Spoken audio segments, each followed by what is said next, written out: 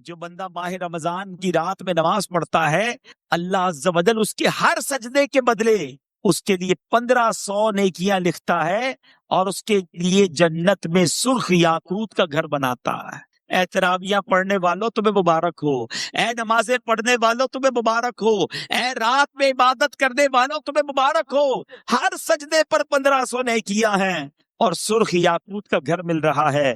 جو ماہ رمضان کا پہلا روزہ رکھتا ہے، ابھی تو اسٹارٹ ہوتے ہی دیکھو ہے، پہلے دن اور پہلی رات سے ہی برکتوں کا کیسا حال ہے۔ فرمایا جو پہلا روزہ رکھتا ہے اس کے پچھلے گناہ معاف کر دیے جاتے ہیں، صبح سے شام تک 70,000 فرشتے اس کے لیے دعائیں مغفرت کرتے رہتے ہیں۔ رات اور دن میں جو بندہ جب بھی سجدہ کرتا ہے، اس کے ہر سجدے کے بدلے اسے جنت میں ایک ایسا درخت عطا کیا جاتا ہے کہ اس کے سائے میں گھوڑ سوار جو ہے وہ 500 سال تک چلتا رہے۔ اتنا بڑا درخت جنت میں دیا جائے گا۔ ہر سجدے کے بدلے نوافل پڑھنے والے، نمازیں پڑھنے والے، اوابین پڑھنے والے، تہجد پڑھنے والے، تراویح پڑھنے والے، ان سب کو مبارک ہو۔ آئیے بیچے اسلامی بھائیوں، میں بھی نیت کروں، آپ بھی نیت کریں کہ رمضان کے پورے روزے رکھیں گے، رمضان کی جتنی نمازیں انشاءاللہ پڑھیں گے اس میں ساری سنتیں، سارے نوافل بھی پڑھیں گے، انشاءاللہ پوری تراویح پڑھیں گے، خوب تلاوت قرآن کریں گے۔ میرا ناقص مشورہ ہے کہ آپ عبادتوں کو تھوڑا سا ڈیوائیڈ کر لیں، یعنی الگ الگ طریقے سے بندہ کرے گا تو زیادہ کر سکے گا۔ صرف تلاوت قرآن کرتے رہیں گے تو شاید ایک آدھ پارہ 2 پارے پڑھ کے شاید آپ ایسا تھکن فیل کریں، تو آپ نے 2 پارے قرآن پڑھ لیے تو اب اس کے بعد تسبیح اٹھا لیں، تو 1200 بعد درود پاک پڑھ لیں، تو پھر کچھ نوافل پڑھ لیں، اللہ نے دیا ہے تو کچھ صدقہ خیرات بھی کریں، مسکراہٹ صدقہ ہے تو مسکرا کر لوگوں سے ملیں، کہ آپ پھر تھوڑی دیر بعد مدنی چینل دیکھ لیں، یہ بھی عبادت ہے۔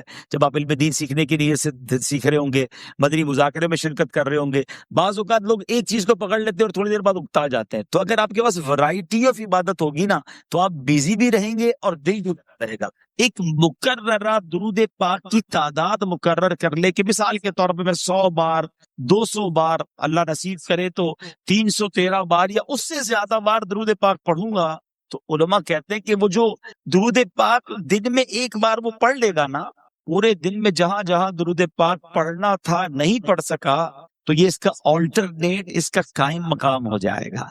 تو انشاءاللہ میں بھی نیت کروں اور آپ بھی نیت کر لیں۔ ہمارا ایک نیک عمل بھی تو ہے نا، ہمارے اصلاح اعمال جو 72 ہیں نیک اعمال، اس میں ایک عمل کیا ہے کہ روزانہ کم از کم 313 بار درود پاک پڑھنا ہے۔ رمضان کی اہمیت سمجھنے کے لیے یہی حدیث کافی ہے کہ اللہ کے حبیب صلی اللہ تعالیٰ علیہ وسلم فرماتے ہیں کہ اس کا مضمون ہے، اگر میری امت کو پتا ہوتا کہ رمضان کیا ہے تو میری امت تمنا کرتی کہ سارا سال ہی رمضان ہوتا۔ اللہ اکبر۔ اے میرے بیچ اسلامی بھائیو، مولا علی شیر خدا کرم اللہ تعالی وجہ کریم کیا کمال کی بات فرماتے ہیں، جس کا مضمون ہے کہ اگر اللہ کو اس امت کو عذاب دینا ہوتا تو اللہ کریم اس امت کو رمضان اور سورہ اخلاص نہ عطا فرماتا۔ یہ آیا ہی اسی لیے ہے کہ میں اور آپ بخشے جائیں، ہماری بخشش کر دی جائے، ہمارے گناہ معاف کر دیے جائیں۔ دیکھیں نا، سارا سال میں اور آپ دعا کرتے ہیں یا اللہ سن لے، کرم فرما، ہم پر رحمت فرما، توبہ قبول کر لے، مغفرت فرما دے۔ یہ ایک بندے کی رب کی بارگاہ میں التجا ہوتی ہے نا، مگر رمضان میں معاملہ کیا ہوتا ہے کہ رمضان کی راتوں میں آسمان دنیا سے ندا دی جاتی ہے، رحمت کی صدا ہوتی ہے کوئی مانگنے والا کہ اس کی مغفرت کر دی جائے، ہے کوئی توبہ کرنے والا اس کی توبہ قبول کی جائے، ہے کوئی سوالی کہ اس کا سوال پورا کیا جائے۔ ادھر سے صدائیں لگائی جا رہی ہیں، پہلا عشرہ عشرہ رحمت، دوسرا عشرہ عشرہ مغفرت، تیسرا عشرہ جہنم سے آزادی کا عشرہ ہے۔ میرے بیچ اسلامی بھائیو ذرا غور کیجئے کہ رمضان میں مغفرتیں کتنی ہوتی ہیں۔ احادیث میں مضمون ملتا ہے کہ روزانہ افطار کے وقت 10 لاکھ گناہگاروں کو جہنم سے آزاد کر دیا جاتا ہے، ڈیلی، روزانہ۔ فرمایا کہ جب رمضان میں جمعے کا دن آتا ہے، جمعرات کی رات اور جمعے کے دن ہر لمحے 10 لاکھ بخشے جا رہے ہیں۔ اور پھر فرمایا جب رمضان کی آخری رات آتی ہے نا تو جتنے پورے مہینے میں بخشے تھے اس کی تعداد کے مطابق اتنے گناہگار اور جہنم سے آزاد کر دیے جاتے ہیں۔ ہمارے کیلکولیٹر جواب دے جائیں گے اتنے لوگ بخشے جاتے ہیں۔ ایک بار پیارے آقا علیہ الصلوۃ والسلام منبر اقدس پر جلوہ فرما ہوئے اور جب پہلی سیڑھی پر قدم رکھا میرے آقا نے فرمایا آمین. اگلی سیڑھی پر قدم رکھا نبی پاک نے فرمایا آمین. پھر اس کے بعد تیسری سیڑھی پر قدم رکھا میرے آقا نے ارشاد فرمایا آمین. اچھا، صحابہ کرام علیہ رضوان کا ایک انداز بڑا نرالا تھا. جب وہ کوئی ان یوزول چیز دیکھتے تھے نا، غیر معمولی چیز دیکھتے تو سوال کر لیا کرتے تھے، اور صحابہ کرام علیہ رضوان کے ان سوالات سے امت کا بڑا بھلا ہو گیا. ہمیں ایسی ایسی باتیں پتہ چل گئی کہ سبحان اللہ. اب جب صحابہ کرام علیہ رضوان نے دیکھا کہ نبی پاک نے ہر قدم پر آمین فرمایا، عرض کی حضور ارشاد فرمائیے، یہ آپ نے آج منبر کی سیڑھیوں پر جو آپ قدم رکھتے چلے گئے آپ نے آمین ارشاد فرمایا، اس کی وجہ کیا ہے، اس کا ریزن کیا ہے؟ تو نبی پاک صلی اللہ تعالی علیہ وسلم نے جو ارشاد فرمایا اس کا خلاصہ اور مضمون یہ ہے کہ میرے پاس جبریل امین حاضر ہوئے. جب میں نے پہلی سیڑھی پر قدم رکھا، جو میں نے آمین کہا، تو اس میں جبریل امین نے یہ دعا کی کہ یا اللہ عز و جل، جو رمضان کو پالے اور اپنی مغفرت نہ کروا سکے وہ ہلاک ہو جائے، اس کی ناک خاک آلود ہو جائے، گویا وہ برباد ہو جائے.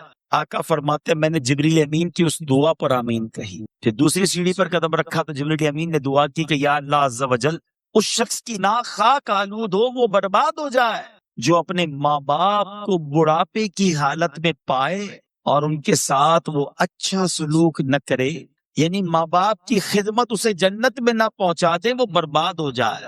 آقا فرماتے ہیں میں نے اس دعا پر آمین فرمایا. تیسری سیڑھی پر قدم رکھا، جبریل امین نے دعا کی کہ یا اللہ، وہ شخص بھی برباد ہو، اس کی ناک خاک آلود ہو کہ جس کے سامنے سرور کائنات صلی اللہ تعالی علیہ وآلہ وسلم کا ذکر کیا جائے اور وہ نبی پاک پر درود نہ پڑھے، وہ بھی برباد ہلاک ہو جائے، اس کی ناک خاک آلود ہو. نبی پاک فرماتے میں نے اس پر بھی آمین کہا. ذرا غور کیجئے میٹھے اسلامی بھائیوں، یہ تینوں دعائیں کس درجے کی دعائیں ہیں؟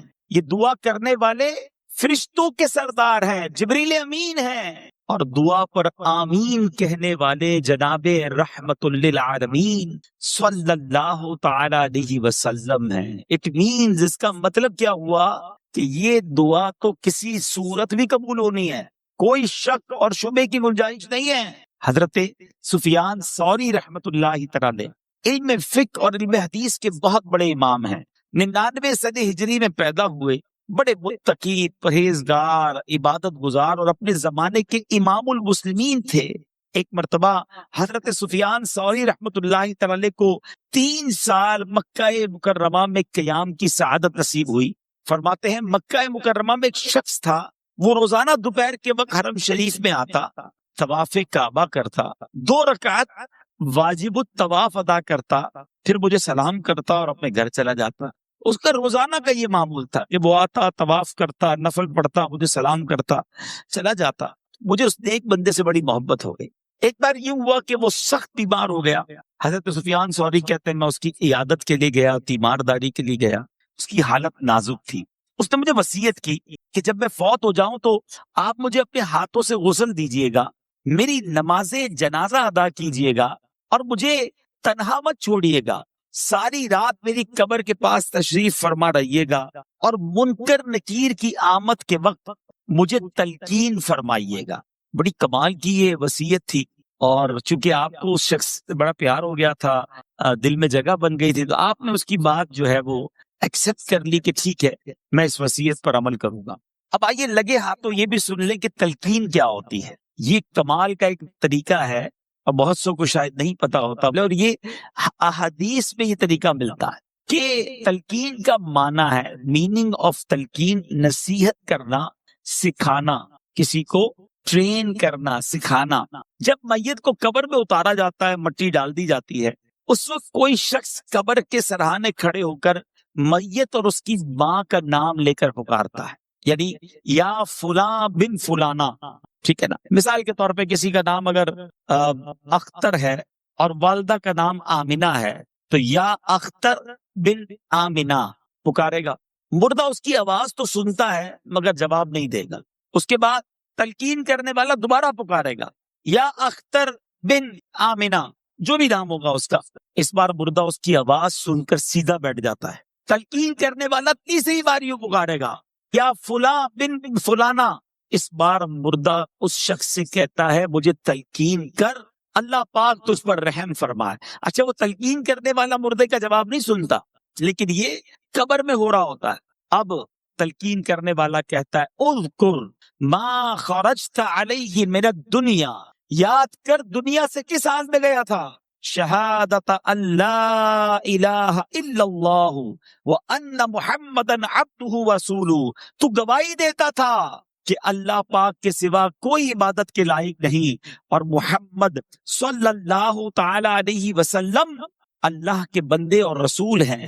وَأَنَّكَ رَضِيتَ بِاللَّهِ رَبًّا وَبِالْإِسْلَامِ دِينًا وَبِمُحَمَّدٍ نَبِيًّا وَبِالْقُرْآنِ إِمَامًا، تو اللہ پاک کے رب ہونے پر، اسلام کے دین ہونے پر، محمد صلی اللہ تعالی علیہ وسلم کے نبی ہونے پر، اور قرآن کے امام ہونے پر راضی تھا۔ یعنی اب قبر کے پاس کھڑے رہ کے کوئی شخص یہ کہے تو مردہ قبر میں سن رہا ہوتا ہے۔ اللہ اکبر۔ جب تلقین کرنے والا مردے کو یہ بتاتا ہے نا، تو حدیث پاک میں آتا ہے منکر نکیر یعنی قبر میں سوال پوچھنے والے فرشتے ایک دوسرے کا ہاتھ پکڑ کر کہتے ہیں چلو اب ہم اس کے پاس کیا بیٹھے ہیں، لوگ تو اس کو دلیل سکھا چکے ہیں، اس کو جواب پتہ چل گئے ہیں۔ اللہ اکبر۔ مرنے والے پر یہ کام کرنا، یہ تلقین کرنا بڑا احسان ہے۔ اگر تھوڑا سا وقت نکال کر تلقین کرنے سے مرنے والا سوالات قبر سے بچ جاتا ہے تو تلقین کرنے میں ہر کس سستی نہیں کرنی چاہیے۔ یاد رہے کہ یہ تلقین جو ہے عربی زبان میں ہوگی، تو یہ یاد کر لیں، اللہ کرے کہ ہمارے بچے بھی یاد کر لیں، تو ہمارے انتقال ہونے کے بعد قبر میں جائیں تو کوئی سرہانے کھڑے ہو کر اگر یہ تلقین کر دیتا ہے اور مردے کا بھلا ہو جاتا ہے تو سبحان اللہ، یہ تو بہت بڑا احسان ہے اس پر۔ اچھا، یہ یاد رہے کہ ایک تو تلقین عربی میں ہوگی، اور مرنے والے کے ساتھ اس کی ماں کا نام لینا ہے۔ اگر والدہ کا نام نہیں پتا تو تمام انسانوں کی والدہ حضرت حوا رضی اللہ تعالی عنہا کا نام لینا ہے۔ اب حضرت سفیان ثوری فرماتے کہ اس نیک شخص نے مجھے جیسے وصیت کی تھی میں نے ایسے ہی کیا، اس کا انتقال ہوا، میں نے غسل دیا، میں نے نماز جنازہ ادا کی، قبر میں اتارا۔ اس نے وصیت کی تھی کہ اپنے ہاتھوں سے آپ نے قبر میں اتار کر رات وہیں رہنا ہے۔ میں قبر کے پاس بیٹھ گیا، ذکر و اذکار چلتے رہے، کہتے رات جب سب لوگ چلے گئے تو میں نے مجھے اونگ آ گئی، نیند آ گئی۔ حالت نیند میں مجھے غیبی آواز آئی، کوئی کہہ رہا تھا اے سفیان، اس کو تیری تلقین اور قربت کی کوئی حاجت نہیں ہے، ہم نے خود ہی سے انس دے دیا ہے، خود ہی سبحان اللہ اللہ کی طرف سے اس پر برکتیں نازل ہو گئی ہیں اور تلقین بھی کی ہے۔ حضرت سفیان کہتے ہیں کہ اس کو کس عمل سے یہ رتبہ ملا، اتنا بڑا مقام اسے کیسے ملا؟ تو آواز آئی رمضان المبارک اور اس کے بعد شوال المکرم کے 6 روزے رکھنے سے۔ حضرت سفیان ثوری فرماتے ہیں اس ایک رات میں 3 مرتبہ میں نے یہ خواب دیکھا، میں رحمت مغفرت دوزخ سے آزادی کا سائل، میں رحمت مغفرت دوزخ سے آزادی کا سائل ہوں، ماہ رمضان کے صدقے میں فرما دے کرم مولا، براعت دے عذاب قبر سے، نارے جہنم سے، ماہ شعبان کے صدقے میں کر فضل و کرم مولا، نہیں درکار وہ خوشیاں جو غفلت کا بنے سامان، عطا کر اپنی الفت اپنے پیارے کا تو غم مولا۔ اے میرے میٹھے اسلامی بھائیو، آپ سب کو مبارک ہو کہ اللہ پاک کے کرم سے، اس کے فضل اور احسان سے ایک بار پھر رمضان المبارک تشریف لا رہا ہے۔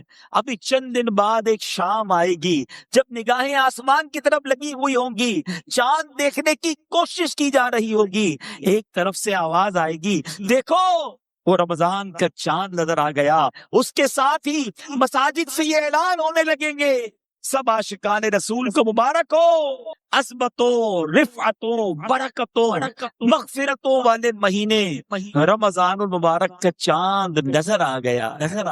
انشاءاللہ اللہ نے چاہا جلد یہ اعلان سنیں گے انشاءاللہ۔ مرحبا صد مرحبا، پھر آمد رمضان ہے، کھل اٹھے مرجھائے دل، تازہ ہوا ایمان ہے، یا خدا ہم عاصیوں پر یہ ایک بڑا احسان ہے زندگی میں پھر عطا ہم کو کیا رمضان ہے۔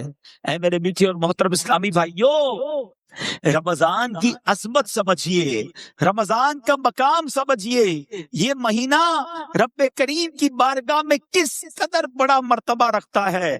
ہمیں شاید بہت سارے ناظرین کو یہ تو پتا ہے، قرآن کی آیت بھی سنی ہوگی، شہر رمضان الذی انزل فیہ القرآن، رمضان کا مہینہ جس میں قرآن اترا۔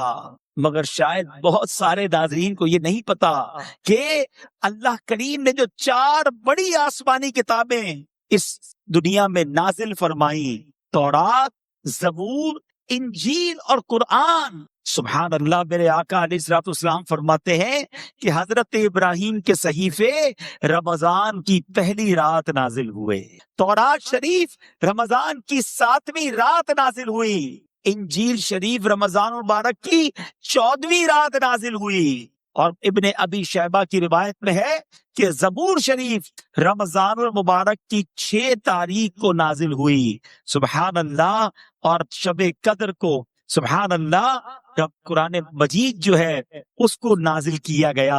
تو اے میرے میٹھے اسلامی بھائیوں، آپ ذرا غور کیجئے کہ 4 بڑی آسمانی کتابیں جو ہیں وہ اللہ کریم نے پورے سال میں جو مہینہ پسند فرمایا وہ رمضان کا مہینہ ہے، اور قرآن جو رب کا کلام، آخری کلام، سر چشمہ ہدایت جو ہے وہ میرے آقا علیہ الصلوۃ والسلام کے قلب منور پر 23 سال کے عرصے میں درجہ بدرجہ اور یوں سمجھیے کہ وقفے وقفے سے وہ جبریل امین لاتے رہے، وہ نازل ہوا۔ تو اے میرے میٹھے اسلامی بھائیوں، ذرا غور کیجئے اس مہینے کا مقام کیسا ہے، یہ کتنی بڑی اللہ کی مہربانی ہے کہ رب کریم، بس اب اللہ سے دعا کرتے ہیں کہ یا اللہ یہ چند دن بھی خیر سے نکل جائیں، ہمیں خیر کے ساتھ، عافیت کے ساتھ ماہ رمضان عطا بھی فرما، اور اس مہینے میں خوب روزے رکھنا، تراویح پڑھنا اور عبادتیں کرنا نصیب فرما۔ میرے بیچ اسلامی بھائیوں، سرکار غوث اعظم پیران پیر شیخ عبد القادر جیلانی رضی اللہ تعالیٰ عنہ کیا خوب فرماتے ہیں۔ رمضان میں کتنے حروف ہیں؟ را، میم، ضاد، الف اور نون۔ غوث پاک کتنی پیاری تفسیر بیان کرتے ہیں کہ را سے مراد رضوان اللہ یعنی رضا الہی ہے، میم سے مراد محابات اللہ عن العصاة یعنی اللہ پاک کی گناہ گاروں پر رحمت اور مہربانی فرمانا ہے۔ لفظ رمضان میں تیسرا حروف ضاد ہے، اس سے مراد ضمان اللہ یعنی اللہ پاک کی امان ہے۔ چوتھا لفظ الف ہے، اس سے مراد الفت اللہ محبت الہی ہے۔ آخری لفظ نون، اس سے مراد نور اللہ۔ سبحان اللہ، اس سے پتہ چلا کہ رمضان المبارک اللہ پاک کی رضا ملنے کا مہینہ ہے، گناہ گاروں پر رحمتیں برسانے کا مہینہ ہے، اللہ کی طرف سے امان ملنے کا مہینہ ہے، اللہ پاک کی محبت نصیب ہونے کا مہینہ ہے، اور سنو رمضان نور الہی ملنے کا مہینہ ہے۔ اتنی برکتیں ہیں، سبحان اللہ۔ اے میرے پیچھے اسلامی بھائیوں، حضور غوث پاک مزید کیا فرماتے ہیں؟ فرماتے رمضان کی مثال سینے میں دل جیسی ہے۔ ذرا غور کیجئے کہ پورے جسم کی موسٹ امپورٹنٹ تھنگ جو ہے وہ دل ہے۔ فرمایا رمضان کی مثال سینے میں دل جیسی ہے، دل کو نور ایمان اور نور معرفت سے زینت و خوبصورتی ملتی ہے، اسی طرح رمضان مبارک کو تلاوت قرآن کے نور سے آراستہ اور مزین کیا جاتا ہے۔ کیا پیاری بات فرماتے ہیں کہ رمضان کی مثال انسانوں میں انبیاء جیسی ہے، جیسے لوگوں میں نبیوں کا مرتبہ ہے نا۔ فرمایا عام مہینوں میں رمضان کی مثال جس طرح انسانوں میں انبیاء جیسی ہے۔ فرمایا کیونکہ انبیاء مجرموں کی شفاعت کرتے ہیں، رمضان بھی روزہ داروں کی شفاعت فرمائے گا۔ اچھا آگے فرماتے ہیں رمضان کی مثال شہروں میں، پوری دنیا میں کتنے شہر ہیں مگر مکہ مدینے کی بات ہی نرالی ہے نا۔ غوث پاک کہتے ہیں رمضان کی مثال شہروں میں مکہ اور مدینہ جیسی ہے کہ ان شہروں میں دجال داخل نہیں ہو سکے گا، اور رمضان مبارک میں سرکش شیطانوں کو زنجیریں ڈال کر قید کر دیا جاتا ہے۔ فرمایا ان تمام برکتوں اور فضیلتوں کے ہوتے ہوئے بھی جو شخص رمضان المبارک میں اپنی بخشش نہ کروا سکے تو اور کس مہینے میں بخشا جائے گا؟ افطار کے وقت جو دعا مدنی چینل پر نشر کی جاتی ہے، خاص قبولیت کی گھڑیاں ہوتی ہیں، کروڑوں ہاتھ اٹھے ہوتے ہیں، نہ جانے کس کی آمین کے صدقے ہمارا بیڑا پار ہو جائے۔ تو ہمیں رمضان کی پلاننگ کرنی ہے۔ اچھا، پلاننگ ہو رہی ہوگی کچھ گھروں میں، افطاری کا سامان کون سا لینا ہے، کون سی آئٹم افطاری میں بنانی ہے، سحری میں کیا بنانا ہے۔ کچھ کاروباری لوگ اپنا پلان بنا رہے ہوں گے کہ اسٹور میں کون سا مال بھر لیں تاکہ جناب ریٹ بڑھ جائیں گے، پھر رمضان میں بیچیں گے۔ میرے بیچے اسلامی بھائیوں، رمضان کھانے پینے کا فیسٹیول نہیں ہے۔ بدقسمتی سے جب ہم نکلتے ہیں نا سڑکوں پر تو بورڈ لگ جاتے ہیں، دو قسم کے بورڈ ہوتے ہیں کہ یا تو یہ آئٹم خرید لیں کھانے پینے کی جس کی یہ اسکیم ہے، یا ہوٹل والے بورڈ لگاتے ہیں کہ بھائی ہمارے پاس افطار میں یہی آئٹمز ہوں گی، سحری میں یہ ہوگا، اتنے کا پیکج ہوگا۔ ایسا لگتا ہے اگر کوئی عام آدمی آئے نا باہر سے، مسلمان نہ بھی ہو، اور وہ ہمارے شہر کا یا ہمارے ملک کا چکر لگائے تو شاید اس کو ایسا لگے گا کہ مسلمانوں میں کوئی کھانے پینے کا تہوار ہو رہا ہے، ایسا لگ رہا ہے کوئی مقابلہ ہو رہا ہے کہ کیا کتنا کھانا ہے اس مہینے میں۔ شاید وہ یہ نہیں سمجھ سکے گا کہ یہ بھوکے رہنے کا، روزہ رکھنے کا مہینہ ہے۔ عام آدمی کو تو شاید یہ فیل ہوگا کہ یہ کوئی کھانے پینے کا فیسٹیول ہو رہا ہے۔ توبہ توبہ توبہ، ہم نے رمضان کو یوں سمجھیے ایک کھانے پینے کا تہوار اور ایک عجیب سا معاملہ بنا دیا ہے۔ حالانکہ میرے بیچ اسلامی بھائیوں، رمضان جو ہے نا، اس کے دو نام ہیں۔ آئیے میں ان دو ناموں کے بارے میں آپ کو کچھ بتاتا ہوں تاکہ احساس ہو کہ رمضان آیا کیوں ہے اور ہم نے اس کو گزارنا کیسے ہے۔ ماہ رمضان کا ایک نام ہے ماہ صبر اور دوسرا نام ہے مواسات کا مہینہ۔ اچھا، صبر کا مہینہ چلے یہ تو سمجھ آتا ہے کہ کھانے پینے اور ہر وہ چیز جس سے روزہ ٹوٹ جاتا ہے اس سے صبح سے شام تک صبر کیا جاتا ہے، اس لیے اسے ماہ صبر کہتے ہیں۔ ماہ مواسات کہنا تو اس کا مواسات کس کو کہتے ہیں؟ ہمدردی اور غم خواری کا مہینہ، بھلائی کا مہینہ۔ چونکہ رمضان میں سارے مسلمانوں سے، خاص کر قریبی رشتہ داروں سے بھلائی کرنے میں زیادہ ثواب ہے، اس لیے اسے ماہ مواسات کہتے ہیں۔ علماء کرام نے روزہ فرض ہونے کی حکمتوں میں ایک حکمت یہ بھی بیان فرمائی کہ روزہ جو ہے نا، بیسیکلی فقر و فاقے کا عملی طور پر احساس دلاتا ہے۔ پریکٹیکلی پتا چلتا ہے کہ فقر کی زندگی کیسی ہے، فاقے کی زندگی کیسی ہے، یعنی غربت کیا ہے۔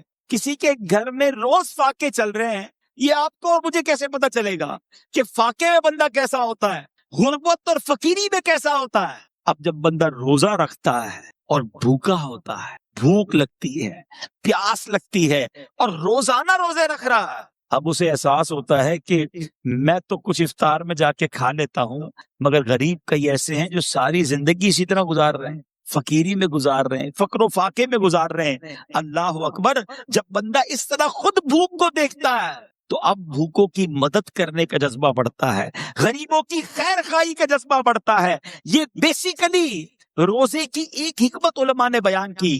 اعلیٰ حضرت امام اہل سنت کے والد محترم مولانا نقی علی خان رحمت اللہ تعالی کیا فرماتے ہیں کہ ایک شخص تھا، اسے صدقہ خیرات کا بڑا شوق تھا، خدائے خدا میں بہت خرچ کرتا، جو پیسے ہاتھ میں آتے خرچ کر دیتا۔ اس کے رشتہ داروں کو وہ بڑا برا لگتا تھا کہ یہ پیسے بچاتا ہی کوئی نہیں ہے، ہم جو پیسے آتے ہیں اللہ کی راہ میں بانٹ دیتا ہے۔ اس کو اس کے رشتہ داروں نے بند کر دیا، قید کر دیا، کھانا پینا بھی نہیں دیا، گویا اس کو قید کی اور بھوک کی سزا دی۔ کچھ دنوں بعد وہ بعد آیا، جب اس کو اس قید سے نکالا کہ اب شاید صحیح ہو گیا ہوگا، اب اتنا خرچہ نہیں کرے گا اللہ کی راہ میں۔ وہ جیسے ہی باہر آیا، باہر آتی اس نے اور صدقہ و خیرات کرنا شروع کر دیا۔ تو رشتہ داروں نے کہا تمہیں سمجھ نہیں آئی، قید سے سبق نہیں ملا؟ کہتا واقعی سبق ملا، پہلے تو پیسے بانٹتا تھا، بھوک نہیں دیکھی تھی، قید نہیں دیکھی تھی، تنگی نہیں دیکھی تھی، اب اندر بند ہوا تو پتا چلا بھوک کیا چیز ہے، غربت کیا چیز ہے، تو اب تو میں اللہ کی راہ میں مزید خرچ کروں گا۔ اچھا، اس سے ایک اور بات سیکھنے کو ملی کہ روزے کی حکمت یہ ہے کہ ہم بھوکے رہیں۔ اب ادھر تو حال یہ ہے کہ بندہ سحری میں اس لیے زیادہ کھاتا ہے کہ شام تک بھوکا رہنا ہے، شام کو اس لیے زیادہ کھاتا ہے کہ سارا دن بھوکا رہا تھا۔ اتنی ساری آئٹمیں کہ جو پورے سال میں نہیں کھائی تھی۔ کچھ لوگوں کا تو رمضان میں وزن بڑھ جاتا ہے، ارے اللہ کے بندو روزے رکھنے تھے، تراویح پڑھنی تھی، یہ تو یعنی اتنا کھایا۔ اچھا، پھر 10-15 رمضان کے بعد آپ چیک کر لیں، ہاسپٹل میں لائن لگی ہوتی ہے، کسی کو ڈائریا ہو رہا ہے، کسی کا پیٹ خراب ہو گیا ہے، کسی کا گلا خراب۔ اچھا، 4-5-6 رمضان کے بعد آپ کو تراویح کے اندر کھانسیوں کی آوازیں آنا شروع ہو جائیں گی۔ کیوں؟ روزانہ افطار میں سموسے کھانے ہیں، روزانہ تلی ہوئی 4 قسم کی آئٹمیں کھانی ہے، کچھ تو ہماری افطاری کی واجبات ہیں، یہ نہیں ہوں گی تو لگتا ہے افطاری نہیں ہوگی۔ اللہ اکبر، ہم نے تو رمضان کے روزوں کو کچھ اور ہی بنا دیا، حالانکہ اس میں بھوکا رہنا مقصود تھا کہ انسان، اچھا آپ جب بھوکے ہوتے ہیں نا، ایک تو غربت کا اور بھوک کا احساس، دوسرا آپ نے دیکھا ہوگا کرو فر ختم ہو جاتا ہے، عاجزی آ جاتی ہے، وہ جو ٹور ہوتی ہے نا، اکڑ کے چلنا، روب جمانا، ڈانٹنا، جھڑکنا، بالکل اس کو فیل ہونے لگتا ہے کہ یار میری اوقات ہی کوئی نہیں ہے، بالکل وہ ڈھال ہو جاتا، اس کو پتا چل جاتا ہے کہ یہ میری اوقات ہے۔ عاجزی سے، انکساری سے، محبت سے لوگوں سے بات کرے، اور ہم سب جب بھوکے دسترخوان پر بیٹھتے ہیں تو احساس ہوتا ہے کہ یار وہ کیا چیز ہے۔ تو ہے میرے بیچ اسلامی بھائیوں، غریبوں کی اگر غریبی کا احساس لینا ہے، بلکہ رمضان کا پراپر ایسنس لینا ہے، رمضان کا پراپر جس کو آپ کہیے کہ جو مقصود ہے وہ حاصل کرنا ہے، تو پھر انسان کو بھوکا رہنا ہے۔ اور میرے آقا نماز کی کثرت فرماتے،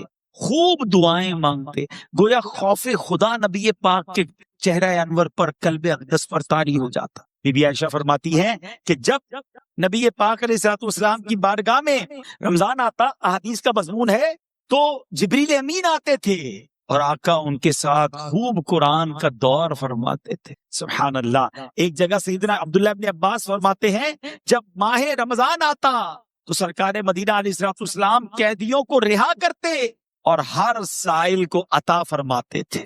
اللہ اکبر۔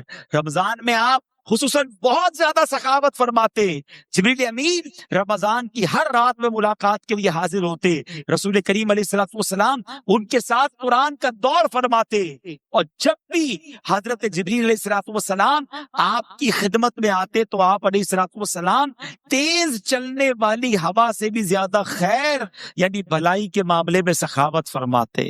ہاتھ اٹھا کر ایک ٹکڑا اے کریم ہے سخی کے مال میں حقدار ہم۔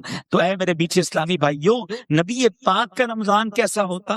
تلاوت قرآن والا، دعاؤں والا، سجدوں والا۔ ایک جگہ فرماتی بی بی عائشہ صدیقہ رضی اللہ تعالیٰ عنہ کہ میرے آقا رمضان میں بستر پر تشریف نہ لاتے، یعنی رات عبادتوں میں گزرتی تھی، کم آرام ہوتا تھا۔ ادھر تو ایسے بھی کئی لوگ ملتے ہیں جو سارا دن ہی سوتے رہتے ہیں، نمازیں قضا کر دیتے، بھائی روزہ رکھا ہے، معاذ اللہ ثم معاذ اللہ، نماز بھی پڑھنی ہے، عبادت بھی کرنی ہے، روزہ بھی رکھنا ہے، اور انشاءاللہ عبادت بھی خوب کرنی، ثواب کمانا ہے۔ تو بہرحال میرے بیچ اسلامی بھائیوں، پیارے آقا کا رمضان دعاؤں کے ساتھ، گر گڑا کر نمازوں کے ساتھ، تلاوت قرآن کے ساتھ، اور پھر ہم نے سنا کہ سخاوت کے ساتھ، تیز آندھی سے چلنے والی ہوا سے بھی زیادہ میرے آقا سخاوت فرماتے۔ اب ہم نے کیا کرنا ہے؟ ہم نے بھی ان اعمال کی نیت کر لینی ہے۔ تو پہلی نیت یہ کرتے ہیں انشاءاللہ کہ رمضان کے پورے روزے رکھیں گے، پوری تراویح پڑھیں گے، ارے ہر سجدے پر 1500 نیکیاں، جنت میں یاقوت کا گھر، جنت کا درخت۔ جو 8 رکعتیں پڑھ کے تراویح چھوڑ کے جاتے، سوچو کتنی نیکیاں چھوڑ گئے۔ 12 رکعتیں پڑھ کے نکل جاتے، ذرا سوچے کتنی نیکیاں چھوڑ گئے، کتنے جنت کے محل تم سے چلے گئے، کتنے خزانے چھوڑ دیے تم نے۔ 3 روزہ تراویح پڑھتا ہوں، کیوں؟ باقی دن تو پھر کاروبار کرنا ہے۔